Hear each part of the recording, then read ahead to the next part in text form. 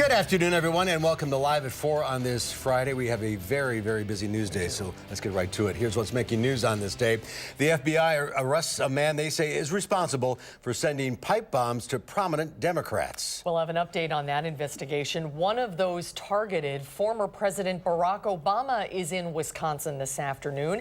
Our Rose Schmidt reports from a Democratic rally in Milwaukee. And Megyn Kelly is out of work. She was fired this morning from her NBC morning show. Let's take a look outside today. The weekend off to a nice start, calm and quiet. Sun almost out here late this afternoon. It's not too chilly.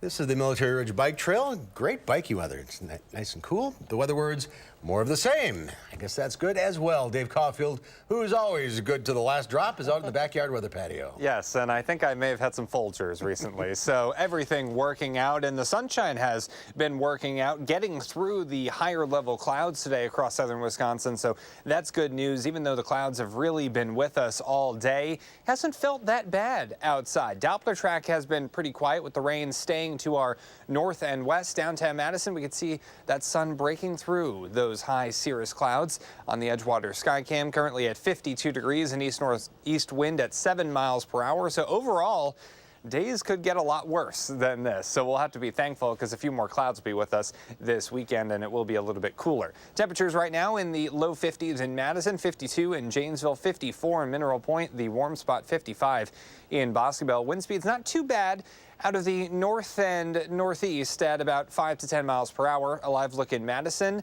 more of the same with the clouds being the dominant factor, but also some sunshine on the WISC-TV Skycam. Your forecast first showing those temperatures falling through the 40s into the 30s as we head into later on tonight. Here is your first alert traffic update, taking a live look at Rimrock Road and the Beltline. Westbound not looking too bad, but eastbound a little bit on the slow side, but not too bad for a Friday on the Beltline. No major accidents or incidents to report across Dane County. As we zoom in, we could start to see those brake lights forming on the east side of the Beltline, but not looking too bad closer to Seminole Highway, but those brake lights definitely showing up through Fish Hatchery Road, Rimrock Road, and John Nolan Drive. And we are starting to see some traffic building up closer to Broadway and into the Stoughton Road area. Verona Road to John Nolan Drive, 11 minutes eastbound right now in the Beltline with an average speed of around 25 miles per hour. And some other routes in and around Madison, the Beltline to Janesville, that's 28 minutes, so that's looking good with an average speed of around 65 miles per hour. And that is your first alert traffic update. We'll talk about some weekend rain chances and maybe an unsettled end to the month. But it does look like Halloween is dry. I'll see you in a few minutes. All right, that's some good news there, I guess. All right, Dave, we'll see you in a few minutes. Thank you, Dave. First at 4, we're learning more today about the man arrested in connection to 13 suspicious packages sent to critics of President Trump. Hillary Lane has the latest from New York, where another package was found this morning. Law enforcement officials put a tarp over a van in Plantation, Florida, not far from where they took 56-year-old Cesar Sayoc into custody in connection with a series of explosive devices sent to prominent Democrats and CNN this week. I want to focus for a moment on the amazing work of our folks at the FBI lab. Based on their initial analysis, they uncovered a latent fingerprint from one of the envelopes containing an IED that had been sent to Congresswoman Maxine Waters. Sayoc, a South Florida resident originally from New York, has an extensive criminal record. Social media shows him at Trump rallies, and the van was covered with anti-Democrat and pro-Trump stickers. President Trump condemned the violence and promised swift justice. These terrorizing acts are despicable and have no place in our country. More suspicious devices were found earlier on Friday, including one found at a postal facility here in Midtown Manhattan. It is very, very scary, and I think that we all have to be very, very careful. The package was addressed to former Director of National Intelligence James Clapper, care of CNN. Florida Congresswoman Debbie Wasserman Schultz was listed as the sender. Obviously, it's devastating, deeply disturbing to have my name used in that way. Other devices found Friday targeted Senators Cory Booker and Kamala Harris and a prominent Democratic donor. The FBI says the devices are real and there may be more of them still out there. In New York, Hillary Lane for WISC News 3.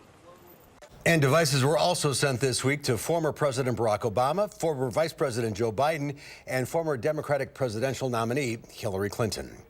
And former President Barack Obama is in the Badger State this afternoon to show his support for Democratic candidates across Wisconsin. This is the first time he's appeared in public since authorities intercepted the package that was meant for him. Rose Schmidt is live in Milwaukee with the latest on today's rally. Rose?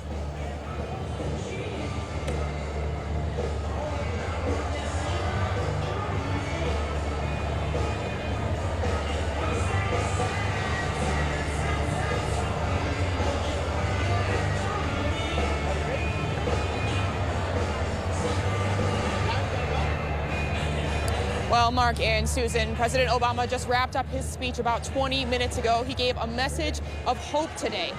He says that he's glad to be back in the Midwest and specifically here in Wisconsin, but he made the case for the Democratic candidates today, and he made it very clear that that's the reason he was in Wisconsin today, to make sure that people vote for Tammy Baldwin and Tony Evers, as well as other Democrats here in Wisconsin. Now, the crowd in this room was pretty large as President Obama speak. They lined up early this morning to make sure that they got to see him. He told the crowd of 3,500 people that Tony Evers will be their next governor and Tammy Baldwin will be reelected to the U.S. Senate. There was a focus on needing to bring change to the current Republican administration in Washington and right here in Wisconsin. I am here for one simple reason. I am here to ask you to vote. To vote in what might be the most important election of our lifetimes. You remember when Scott Walker said he was going to divide and conquer? Well, I've got news for you, Scott Walker. You have maybe spent the last 8 years trying to divide us, but you will never conquer us. One of the main focuses here today was on health care. President Obama mentioned Governor Walker's political ads saying pre-existing conditions will always be protected here in Wisconsin. But Obama says the only way that will happen is if Evers and Baldwin are elected. Evers also promised today to accept the Medicaid expansion money. But the message at this rally as a whole was that people in Wisconsin need to vote and they need to come out to the polls.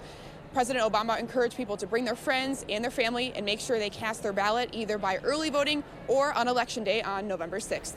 Rose Schmidt reporting live in Milwaukee. Rose, thanks. And Republican Senate candidate Leah Vukmir criticized Obama this afternoon, tweeting, "Remember Barack Obama lied to you when he said, if you like your doctor, you can keep your doctor. He's lying again now." The reward for information leading to the whereabouts of 13-year-old Jamie Kloss in Barron has been doubled to $50,000. The Barron County Sheriff's Department said in a statement today that the Genio Turkey Store, where James and Denise Kloss worked, helped raise the reward from $25,000 offered earlier by the FBI. The couple was found dead in their home October 15th, and investigators believe their daughter Jamie was abducted. A disturbing story out of Beloit today. A woman has been arrested for beating and sexually assaulting her fiancé. She told police she did it because tarot cards told her he was sexually assaulting her child. Amanda Quintana is here with some of those details from the newsroom. Amanda? Yes, 30-year-old Precious Bailey says she's a medium, and she had visions that her 63-year-old fiancé was sexually assaulting her 2-year-old son. She didn't believe the visions until she says tarot cards proved it. On Monday night, after he denied molesting her child, Bailey beat the man. She told police he blacked out and she sexually assaulted him with a screwdriver. He suffered burns, bruised ribs, a broken finger, and damage to his back from being whipped. Officers say there were too many injuries on his back to count. This was a rather disturbing crime. The officers don't run into that specific type of event every day. I mean, this victim was being traumatized and beaten for an extended period of time overnight. And yeah, so we were very happy that we were able to intervene. Bailey told police she did to her fiance exactly what she believed he did to her son. The next day, she made him go to the store to get cigarettes, and that's when he told an employee to call 911. Bailey is facing tentative charges of first-degree sexual assault, aggravated battery of an elderly person, and false imprisonment. Amanda Quintana in the newsroom. Amanda, thank you. NBC News says the Megyn Kelly show is canceled. In a statement, the network said the show will not return, a decision that follows fallout from Kelly's on-air comments about blackface. The hour that had belonged to Kelly will be hosted next week by other Today Show co-anchors. The network today again aired a repeat of the Megyn Kelly Today Show, just as it did Thursday following this week's controversy. Stocks ended sharply lower on Wall Street with tech and internet stocks tumbling. The Dow Industrials fell 296 points, ending the week at 24,688. The NASDAQ Composite Index dropped 151, and the S&P 500, now in correction territory, fell 47. We had $2 million lottery winners in our area this week, and today we know the identity of one of them. Raymond Heft of Madison bought his Powerball ticket at the Pick and Save on Shopco Drive. The retired veteran matched 5 out of 5 numbers, but not the Powerball. The next Powerball drawing is Saturday with the estimated jackpot of $750 million, which equates to $428 million in cash. See, you can win, sort of. Congratulations to him. There's more to come at 4. The Broadway musical Legally Blonde hits the Stoughton High School stage this weekend. Our Michael Bruno goes backstage to check out this popular production. That's when Live at 4 continues.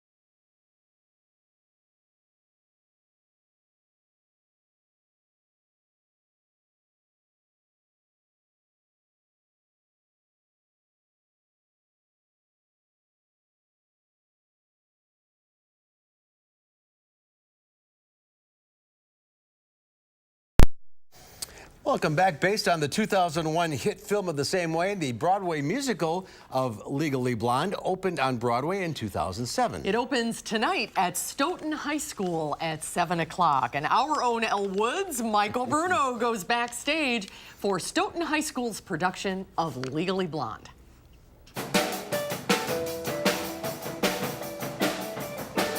Dear Elle, he's a lucky guy. I'm like gonna cry. I've got tears coming out of my nose. Mad props, he's the campus catch. You're a perfect match, cause you both have such great taste in clothes. Of course he will propose.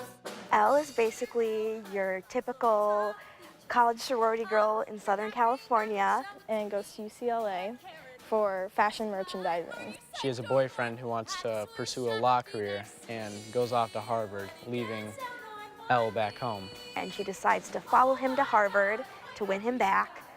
He left her because she wasn't serious enough. And when she gets there, she realizes she needs to get serious in order to be with him. But along the way, she kind of gains knowledge about herself. That's when I come in. I am a teacher assistant at Harvard Law, and I end up helping Elle go through the progression of coming into her own person. So it's kind of her journey as she, goes to Harvard and tries to become, basically, in her mind, good enough for this guy that she wants.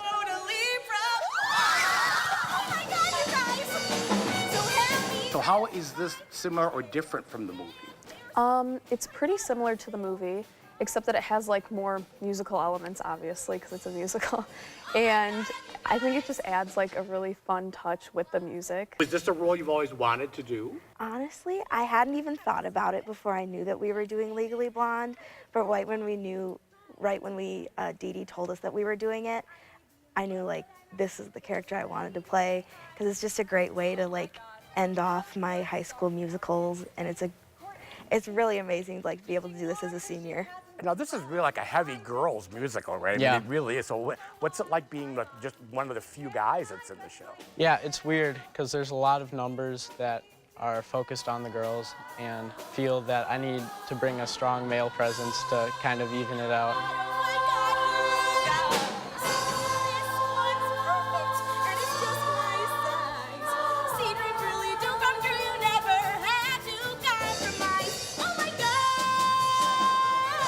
One final question we have to know. Are you legally blonde? Not technically. I'm brunette, but shh, don't tell. Oh my God, oh my God, oh my God. You guys. Oh my God. Need to change the name to Not Technically Blonde. What a fun show! Wow, and what a voice! Yeah, she's adorable. Wow. She's just adorable. And people are familiar. I mean, everyone's seen this movie. True. It's a very similar story. It's very, very similar. Very similar. There's a lot more, obviously, music and dancing than in the movie part. But it's a great show. But it's the same story. It is the same storyline. Okay. Yes, it is. But there's she obviously goes to chase her boyfriend to college, then ends up becoming this great, wonderful, smart woman, and really full of herself, and really comes to her own. Yeah, it's a great story. It is a great story. Really fun. And it's great for high school students too. It's really fun music and great dancing and great singing. It is Legally Blonde. It's at the Stoughton High School Performing Arts Center. Tonight and tomorrow at 7 o'clock, Sunday at 2 p.m. Go to showticksforyou.com. I give the dogs something so they don't get that. I don't know. It's Friday. It's been a long week. It is Friday. Next week. Next week we're going to Dodgeville High School for Seussical the Musical. Oh, great. It's another great show. Yes, it is. Putting on some miles. We are putting on the miles. It's good. Those are schools we haven't been to this year, which is nice. We appreciate it. It's nice Absolutely. to see them. All right, we'll be right back. Thanks, Michael. Have a good weekend.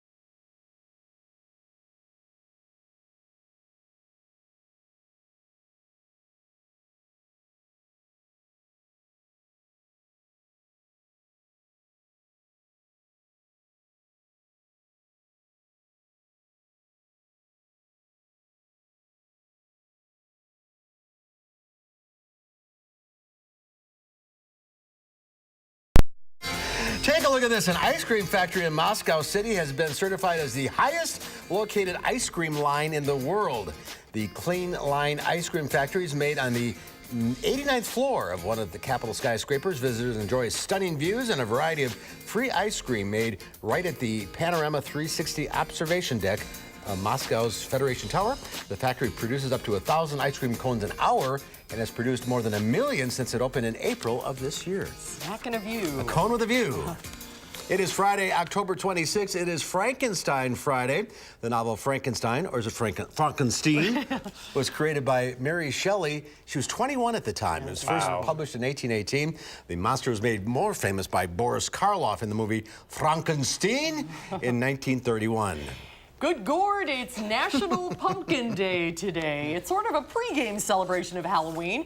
Pumpkins are a cultivar of the squash plant and native to North America. They're a flexible fruit used to make bars, cookies, coffee, cheesecake. Do you like pumpkin spice coffee? No. That's like all the rage now. I'm pumpkin spiced out. You're not pumpkin spice anything. You No, don't really I don't like know. most of anything. But pumpkin spice, they produce about 1.5 billion pounds of pumpkins a year. And Illinois, by the way, leads the way. Pumpkin itself is fine, but pumpkin spice, I'm sorry, is just cinnamon in disguise. You're in denial if you think anything Cinnamon else. in denial. And speaking of me being in denial, it's National Breadstick Day because I feel like that should be every day. They come in many forms, soft or crunchy, garlic, onion, salt, or cheese, really anything. Enjoy these pieces of pure entertainment. Can we say that food is pure entertainment? These are still warm. We brought these just for you, Dave. You've been on a low-carb diet, but you can have a breadstick. Yes, it's I Friday. can. There's cheese on there? Yeah, there's cheese. Yeah, It'll sometimes take the these are whole called like tray. Bosco sticks as well. They're really, really good. But you have to wait. Them. I have to wait because I always eat a mouthful. Yes, and then I have to give my forecast with a mouthful. It doesn't work, so let's get this over with quickly. We'll talk more about the weekend forecast after this.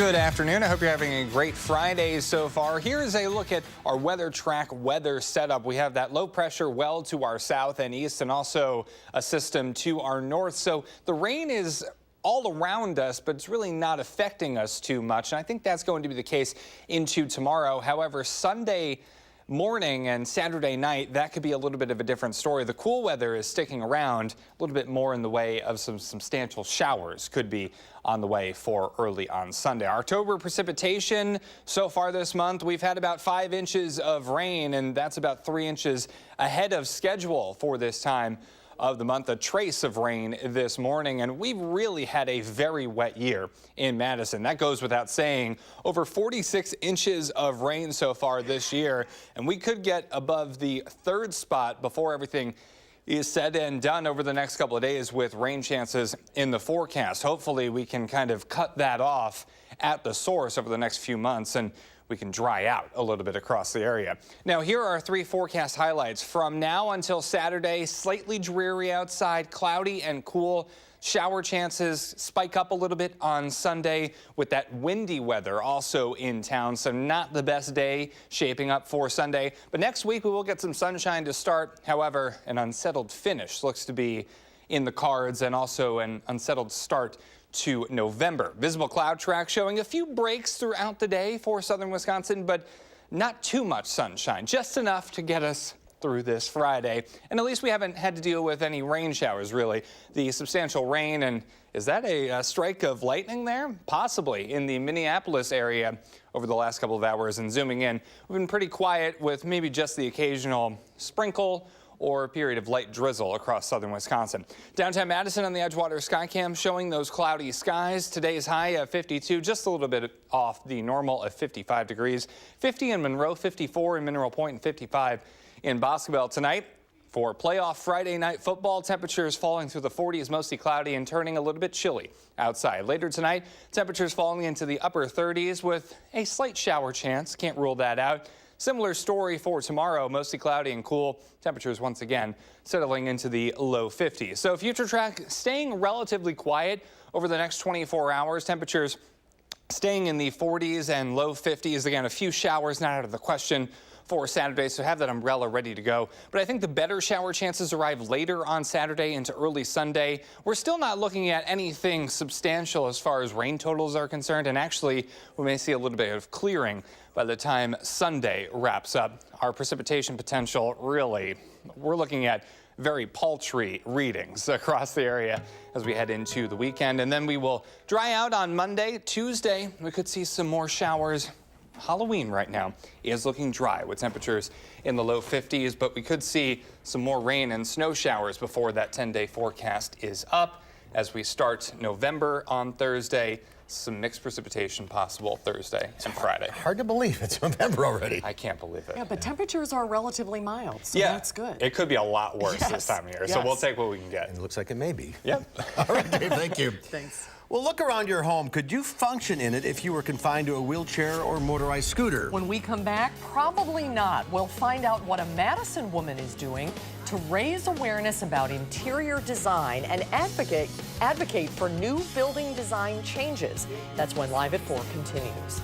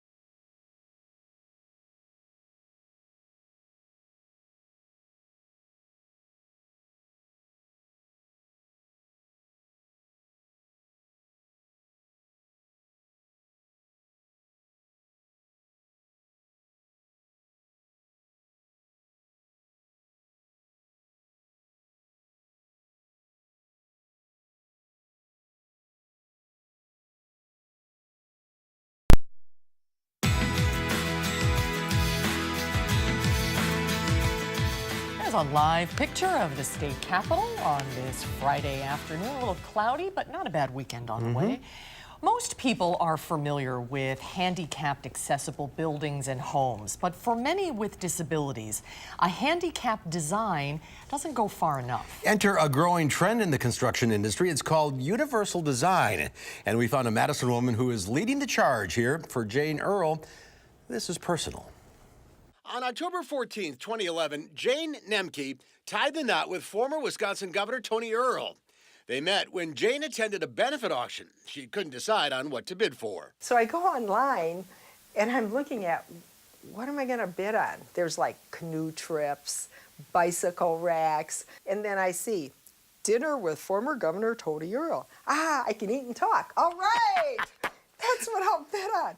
A year later to the day, they were married, and Jane moved into Tony's downtown condo. At 82, the former governor uses a walker to get around, and Jane, who's 65, was diagnosed with muscular dystrophy at a young age.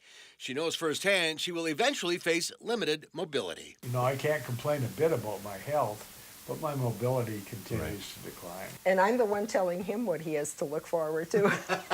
Oh, yeah. We joke about being a pair to draw to. Which brings us back to the condo they now share. It's built with standard building techniques, which were fine when Jane was just using a cane. Now she needs a motorized scooter to get around. The kitchen, as you can see, is very closed off. There's the wall. It's very small.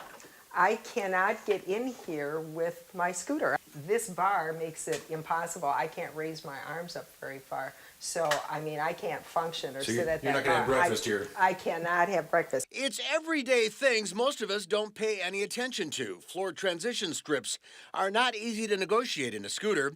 Laundry can be a major challenge. I have to do a really fancy U-turn and back up about 3 or 4 times to get in there. And then once I do get in there, look.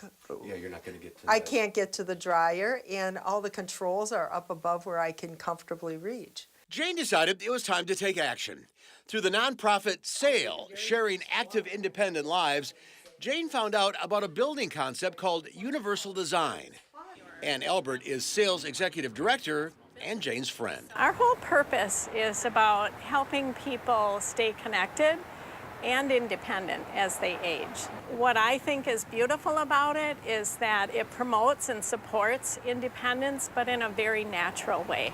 So instead of remodeling their current condo, a second unit in the building opened up, and Jane decided to remodel it in universal design from the ground up. Okay, so the first thing you're going to notice that's different here is no closet. There was a closet here. There was a closet here, and it was one of the first things we ripped out in order for me to have access to the kitchen. Working with design firm TZ of Madison, she created a home she can live in. Touch-sensitive faucets, induction stovetops. The dishwasher is in a drawer. By making everything counter height, it's all accessible. Those pesky floor strips, gone. And laundry day, problem solved. I used exactly the same footprint as in the old unit. You have the means to do all this. Somebody who's watching is like, yeah, that'd be great, but I can't afford that. Right, and that's why I'm on a mission to work with contractors, builders, the city. I really want to encourage them, especially when they're thinking about affordable housing, to make everything universal design. Universal design is just that. It is universal. It's for everyone. And if we take that into consideration at the beginning stages of construction, you don't have to be spending money to redevelop and redesign. And you had a unique perspective because you knew this was coming. I knew this was coming. With muscular dystrophy, it's a progressive disease, and so I know that eventually I'll be in a wheelchair. And part of living in truth is saying, okay, yes, this is something I'm going to deal with, but then how do I make the very best of the situation? How do I make sure that I can thrive instead of just survive? And that is a universal message the Earls hope to keep spreading. And I sit on my table out there. I can see the Capitol. And the remodel of Earl's new condo was so successful, TZ, the construction company in Madison, won the National Association of the Remodeling Industries Award for Contractor of the Year. For more information on Universal Design and the SAIL organization, you can visit their website. It's sailtoday.org. So good to see them both. And she's a real inspiration, too. Yeah, I mean, it's really something it kind of changes the whole way you think about it. I left shooting this story, going home going, well, things are going to have to change here eventually. Make some changes, yeah. And it's good to see the governor again. Oh, exactly. They both look great. Yeah, they do. Well, coming up, the sequel to the Netflix series Making a Murderer is currently available. The original shows made household names out of 2 defense attorneys featured in the case. Dean Strang is with us today, along with Keith Finley from the Innocence Project. We'll find out about a nonprofit they're setting up to improve the reliability of prosecutions. That's when Live at 4 continues.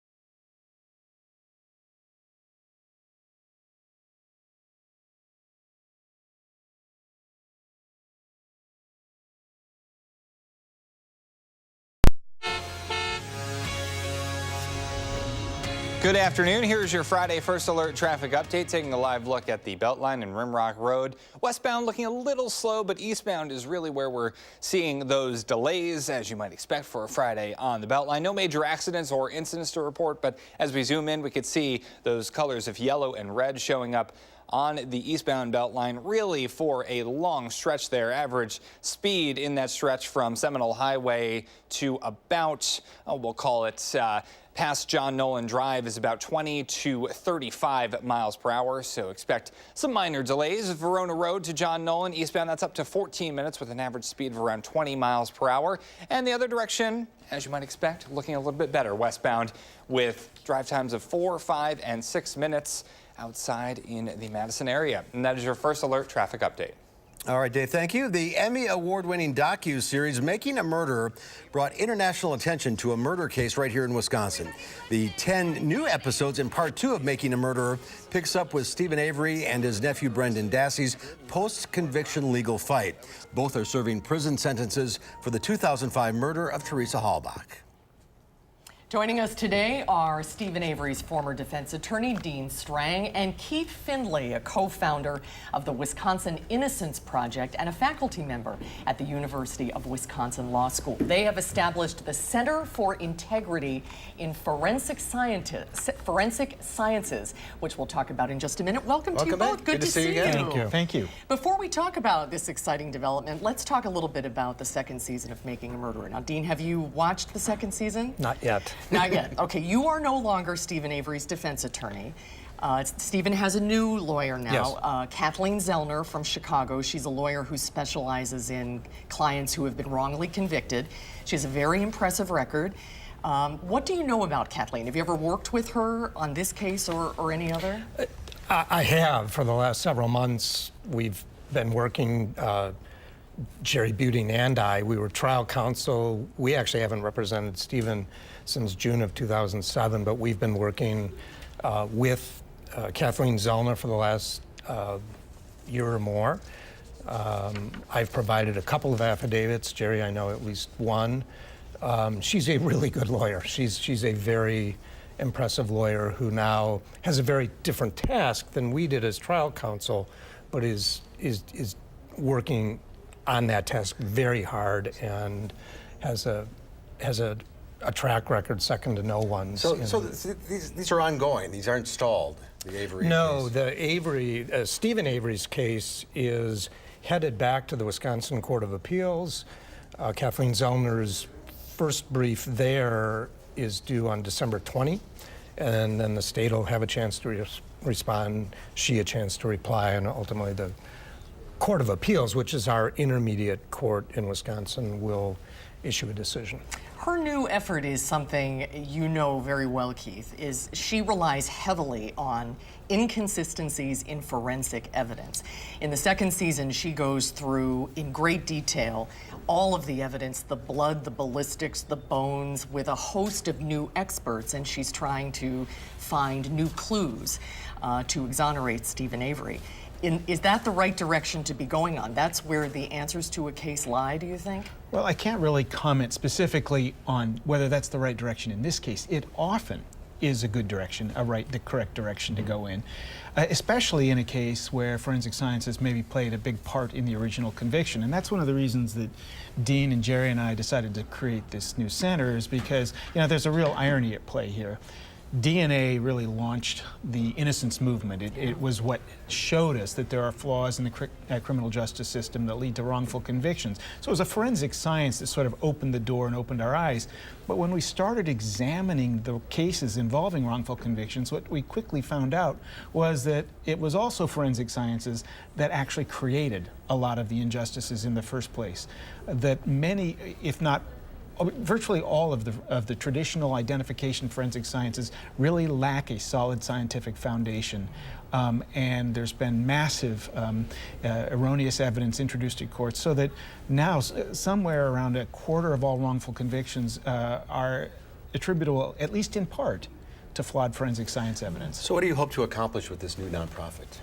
Well, we are really trying to create we've created the nonprofit, but we're really trying to address the problem on several fronts. One is education, working with law students and graduate students in the sciences here at UW, but also putting together trainings to take around the state and around the country to educate judges, lawyers, defense lawyers, prosecutors. That's part of it. Part of it will be to work on a policy front to try to improve the way we create and regulate forensic sciences so that they have more reliability.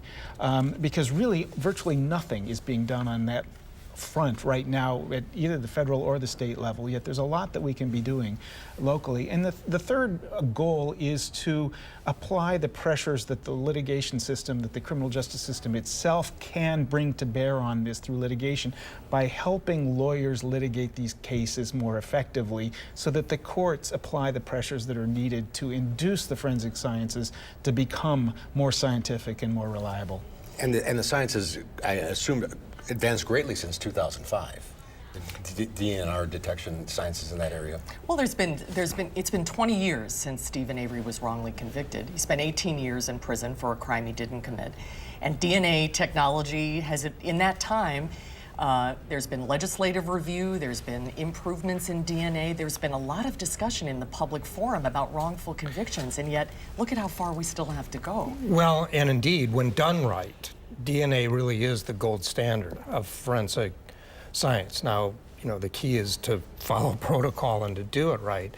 And indeed, so much has advanced with DNA testing that now the question can become, okay, we've detected some minute quantity of DNA, and does it actually mean anything in a given case? Because simple touch now can produce DNA.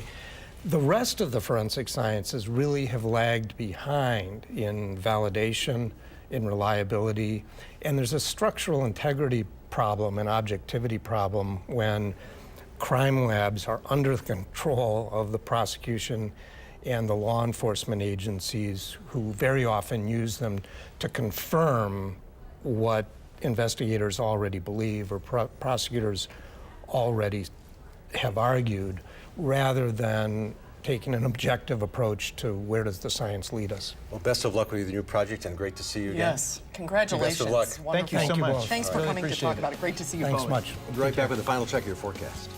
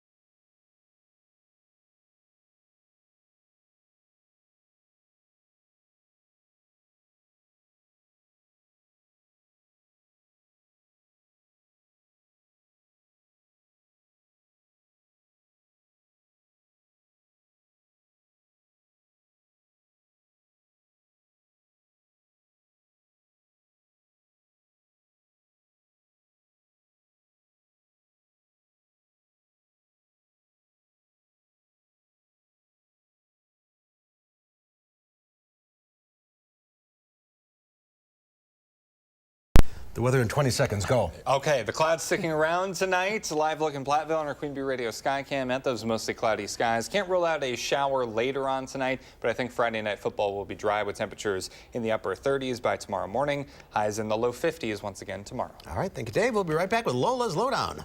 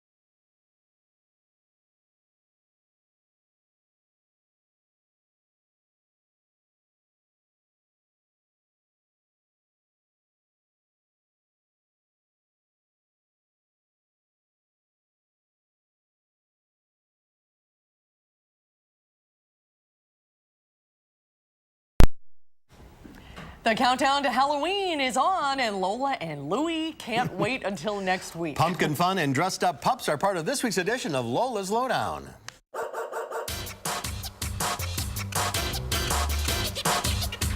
This week on the Lowdown, it's time to dress up. And it's pumpkin pandemonium from London to Portland. Hey, want to watch some elephants smash some pumpkins? Who wouldn't? That's the concept behind the Oregon Zoo's annual Squishing of the Squash.